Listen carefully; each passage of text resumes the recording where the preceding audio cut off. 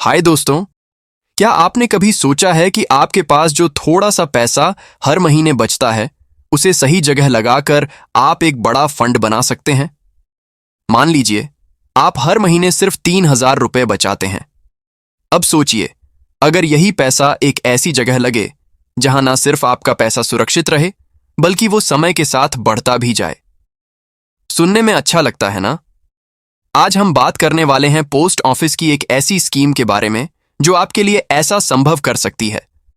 Post office 5 year fixed deposit scheme. इस video में हम जानेंगे कि अगर आप इसमें 50,000 रुपए लगाते हैं तो 5 साल बाद आपको कितना पैसा मिलेगा। साथ ही हम इस स्कीम के सारे फायदे, जोखिम, टैक्स नियम और ब्याज दरों के बारे में 2025 की लेटेस्ट जानकारी के साथ बात करेंगे। तो दोस्तों, तैयार हैं? चलिए शुरू करते हैं। लेकिन उससे पहले, अगर आपको यह वीडियो अच्छा लगे तो लाइक बटन दबाना न भूलें, चैनल को सब्सक्राइब करें और बेल आइकन ऑन करें ताकि आपको हमारी हर नई वीडियो की नोटिफिकेशन मिले। ये छोटा सा सपोर्ट हमें आपके लिए ऐसी ही उपयोगी जानकारी लाने में बहुत मदद करता है। तो चलिए, सबसे पहले बात करते हैं कि ये post office 5 year fixed deposit scheme आखिर है क्या और इसे कौन चला रहा है। दोस्तों, ये स्कीम भारत सरकार के डाक विभाग यानी इंडिया पोस्ट की ओर से चलाई जाती है। इसे national savings time deposit scheme के नाम से भी जाना जाता है। ये स्कीम कई सालों से चल रही है और इसका मकसद है आम लोगों को एक सुरक्षित और भरोसेमंद निवेश का मौका देना। ये भारत सरकार के मिनिस्ट्री ऑफ फाइनेंस के तहत काम करती है और नेशनल सेविंग्स इंस्टीट्यूट इसे मैनेज करता है। इसका मतलब है कि आपका पैसा सरकार की गारंटी के साथ सुरक्षित माना जाता है। अब सवाल यह है कि यह स्कीम किसके लिए है। दोस्तों, अगर आप भारत के नागरिक हैं तो आप इस स्कीम में निवेश कर सकते हैं। चाहे आप अकेले निवेश करें या जॉइंट अकाउंट खोलें, दोनों ऑप्शन मौजूद हैं। खास बात यह है कि नाबालिग यानी माइनर भी अपने माता पिता या गार्जियन की मदद से इस स्कीम में निवेश कर सकते हैं। अगर बच्चा 10 साल से बड़ा है तो वो खुद भी अकाउंट खोल सकता है। लेकिन ध्यान रहे, NRI यानी नॉन रेजिडेंट इंडियंस, ट्रस्ट, कंपनियां या दूसरी संस्थाएं इस स्कीम में निवेश नहीं कर सकती। अब आते हैं इस स्कीम की पूरी डिटेल्स पर। पोस्ट ऑफिस की फिक्स्ड डिपॉजिट स्कीम में आप 1 साल, 2 साल, 3 साल या 5 साल के लिए पैसा जमा कर सकते हैं। लेकिन आज हम खास तौर पर 5 साल वाली स्कीम पर फोकस करेंगे, क्योंकि ये न सिर्फ सबसे ज्यादा ब्याज देती है, बल्कि इसमें टैक्स बेनिफिट भी मिलता है। इस स्कीम में आप कम से कम 1,000 रुपए से निवेश शुरू कर सकते हैं। और अच्छी बात यह है कि इसमें कोई ऊपरी सीमा नहीं है, यानी आप जितना चाहें उतना निवेश कर सकते हैं। ब्याज हर साल आपके अकाउंट में क्रेडिट होता है, लेकिन यह तिमाही आधार पर कंपाउंड होता है। इसका मतलब है कि आपको अपने ब्याज पर भी ब्याज मिलता है, जो आपके रिटर्न को और बढ़ाता है। 2025 की लेटेस्ट जानकारी के मुताबिक post office 5 year fixed deposit scheme की ब्याज दर 7.5% प्रति साल है। ये दर 1 अप्रैल 2025 से 30 जून 2025 तक लागू है। सरकार हर तिमाही में इन दरों को रिव्यू करती है, जो सरकारी सिक्योरिटीज की परफॉर्मेंस पर आधारित होती हैं। इसका मतलब है कि ब्याज दरें समय के साथ बदल सकती हैं। लेकिन एक बार जब आप अपनी FD लॉक कर देते हैं तो उसकी ब्याज दर पूरी अवधि के लिए फिक्स रहती है। यानी अगर आप आज निवेश करते हैं तो अगले 5 साल तक आपको 7.5% का ब्याज मिलता रहेगा, चाहे बाद में दरें बढ़ें या घटें। अब बात करते हैं कि अगर आप इसमें 50,000 रुपए जमा करते हैं तो आपको 5 साल बाद कितना पैसा मिलेगा। दोस्तों, ये हिसाब लगाने के लिए हमें कंपाउंड इंटरेस्ट फॉर्मूला का इस्तेमाल करना होगा।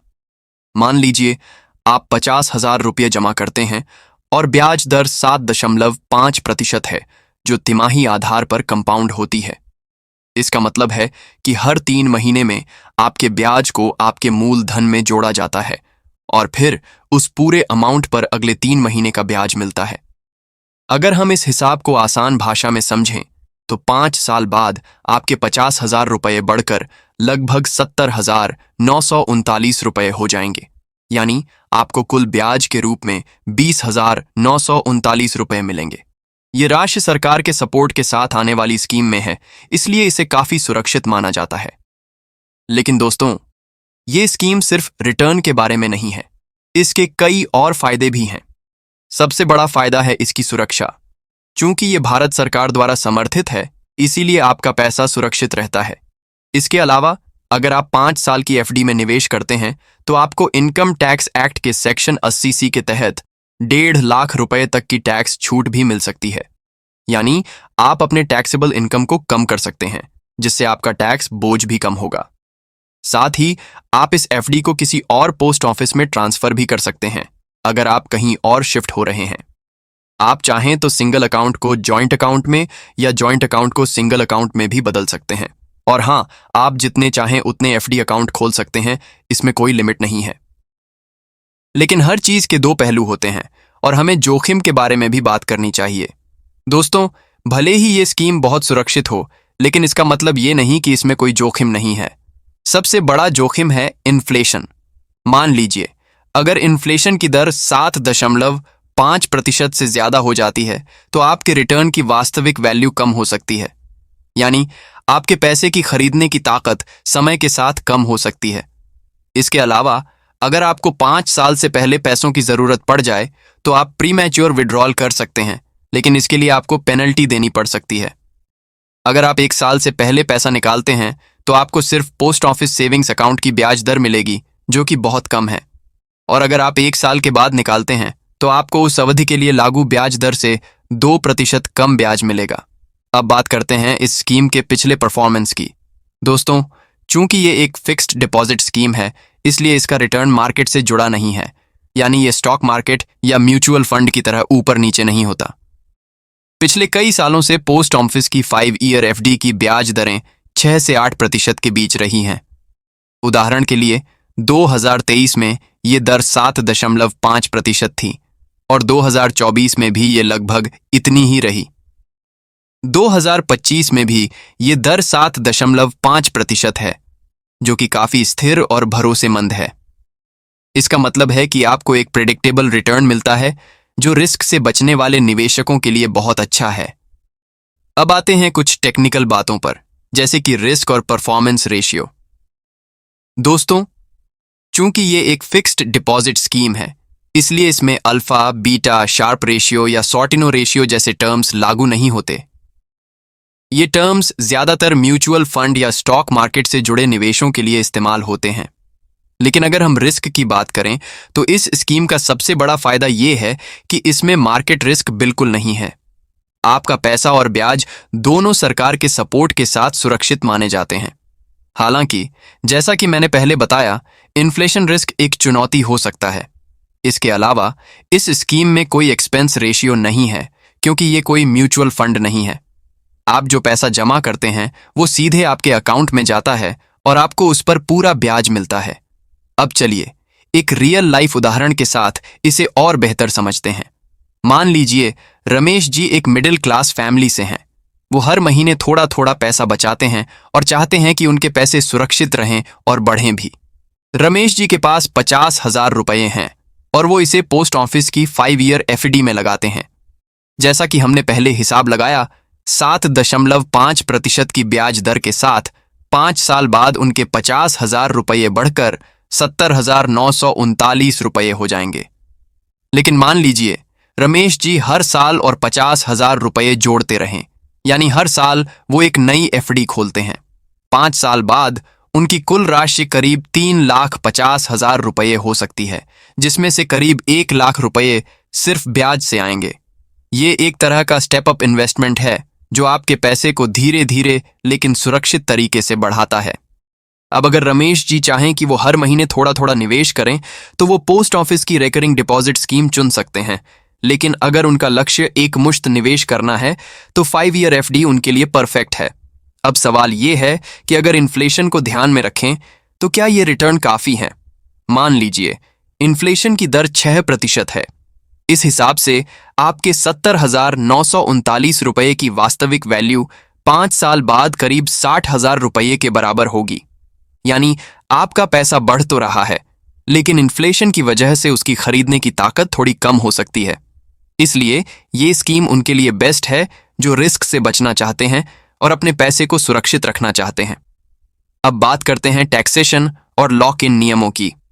दोस्तों, जैसा कि मैंने पहले बताया, अगर आप 5 साल की एफडी में निवेश करते हैं तो आप 1.5 लाख रुपए तक की टैक्स छूट सेक्शन 80C के तहत क्लेम कर सकते हैं।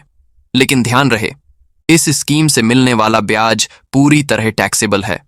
यानी अगर आपकी कुल ब्याज आय 10,000 रुपए से ज्यादा है तो आपको उस पर टैक्स देना होगा। सीनियर सिटीजन्स के लिए अच्छी खबर यह है कि वो सेक्शन 80 TTB के तहत 1 लाख रुपए तक की ब्याज आय पर टैक्स छूट क्लेम कर सकते हैं। लेकिन पोस्ट ऑफिस में TDS यानी टैक्स डिडक्शन एट सोर्स नहीं काटा जाता।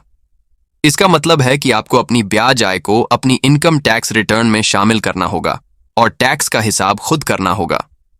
लॉक इन की बात करें तो इस स्कीम में 5 साल का लॉक इन पीरियड है, यानी आपका पैसा 5 साल तक लॉक रहेगा। अगर आपको बीच में पैसों की जरूरत पड़ती है तो आप 6 महीने बाद प्रीमैच्योर विड्रॉल कर सकते हैं, लेकिन इसके लिए पेनल्टी देनी होगी। अगर आप 1 साल से पहले निकालते हैं तो आपको सिर्फ पोस्ट ऑफिस सेविंग्स अकाउंट की ब्याज दर मिलेगी, जो कि 4% है। और अगर आप 1 साल के बाद लेकिन 5 साल से पहले निकालते हैं तो आपको उस अवधि की ब्याज दर से 2% कम ब्याज मिलेगा। इसीलिए इस स्कीम में निवेश करने से पहले अपनी लिक्विडिटी जरूरतों को अच्छे से समझ लें।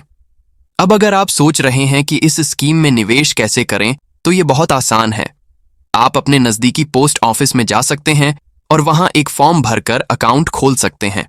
आपको अपने KYC डॉक्यूमेंट्स जैसे आधार कार्ड, पैन कार्ड और एड्रेस प्रूफ देना होगा। अगर आप ऑनलाइन तरीके से निवेश करना चाहते हैं तो आप India post mobile banking app download कर सकते हैं। ऐप में लॉग इन करके आप रियल टाइम डिपॉजिट ऑप्शन चुन सकते हैं, अपनी डिटेल्स भर सकते हैं और निवेश शुरू कर सकते हैं। दोस्तों, अब तक हमने इस स्कीम के बारे में बहुत कुछ जाना, लेकिन ये समझना जरूरी है कि ये स्कीम हर किसी के लिए नहीं है। अगर आप रिस्क लेने को तैयार हैं और ज्यादा रिटर्न चाहते हैं तो शायद आपको म्यूचुअल फंड या स्टॉक मार्केट जैसे ऑप्शंस देखने चाहिए। लेकिन अगर आपका फोकस सुरक्षा और स्थिर रिटर्न पर है तो post office 5 year fix deposit आपके लिए एक बेहतरीन विकल्प हो सकता है। तो दोस्तों, ये थी post office 5 year fix deposit scheme की पूरी जानकारी। अगर आपको ये वीडियो पसंद आया तो लाइक करें, अपने दोस्तों और फैमिली के साथ शेयर करें और चैनल को सब्सक्राइब करना न भूलें।